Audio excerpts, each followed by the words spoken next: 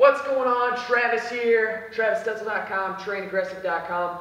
Coming to you, I wanted to do a quick video here talking about one of my favorite movements to do, which is the kettlebell swing.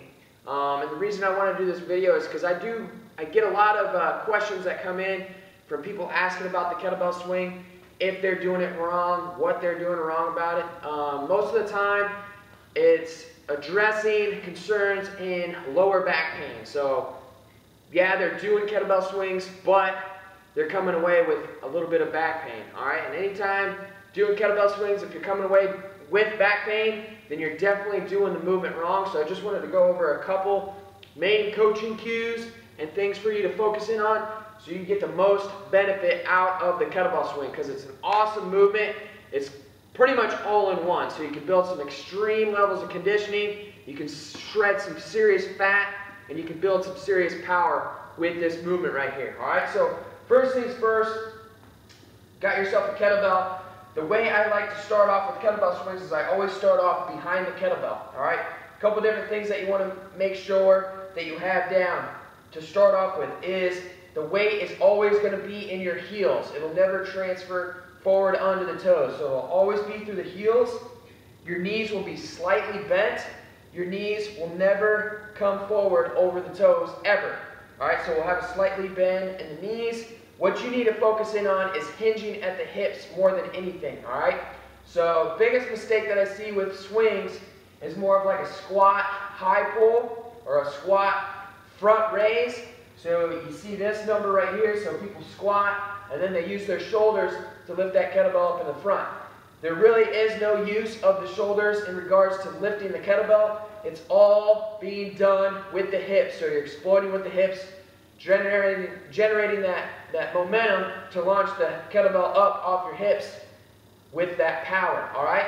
So a couple things to focus in on right there. Next, what you're going to do is you're going to start by pushing your hips back. So we're going to generate a lot of tension in those hamstrings and your glutes, all right? That right there is going to protect your back, all right? When we start to squat forward, we release tension off the hamstrings and glutes, goes right up to the quads. That's when that tension starts to build up in that lower back. We don't want that, all right? So we hinge at the hips, butt back. We go ahead and grab our kettlebell. Now from here, weight still back. I'm just going to simply hike it back. Boom here. All right, so weight's back in my heels. As soon as I hike it back, you want to make sure that kettlebell's nice and tight in between your legs, all right? So I like to say kiss your zipper with the kettlebell, all right? So you're keeping it really close to your crotch. All right, so we're here. Everything from the hips up is going to remain active, so shoulder blades back and tight, okay? Don't want to shrug your shoulders. You want to just keep the shoulder blades tight back here, all right? No rounding of the back. Big no-no. All right, so as soon as we hike it, we're loading that kettlebell up. All the tension should be back here. Boom. All you're going to do is drive through your heels, explosively extend with the hips. Make sure you don't overextend, because that's another mistake that you can make is overextending. That's going to put a lot of pressure on that lower back. And for overextending, that means that we're losing tension in our core here. So all we're going to do from the hike, boom, stand up. You can let your elbows be a little bit soft, but we're launching that kettlebell up.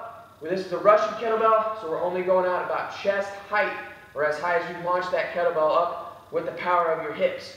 All right? As soon as we get up here, you want to actively engage your lats and pull that kettlebell back down into the hike.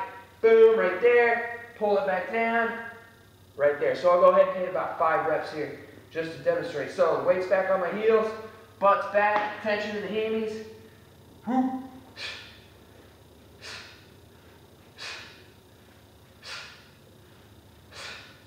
Right there, and then when you're done, just hike it and then set it down. Now a couple other things that I didn't address is with your breathing. So as you hike, that's when you want to be breathing in. Doing that will fill up your belly with air, keep it nice and tight so we can stay rigid. And then as we explode, go ahead and let that air out. Breathe through your mouth.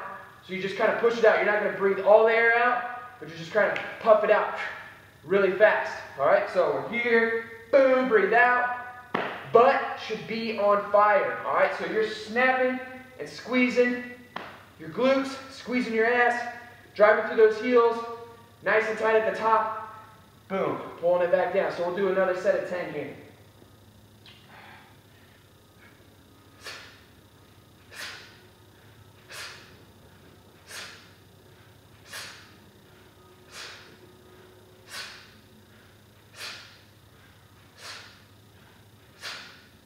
Boom, right there. All right, one of the best movements you can do with the kettlebell, and when it comes to kettlebell training in general, that's going to branch out to all your other movements. So your clean, your snatch, all that good stuff, and we're building some big time power in those hips, building some big time conditioning, and we're going to shred some fat. All right, so hope those tips help you out.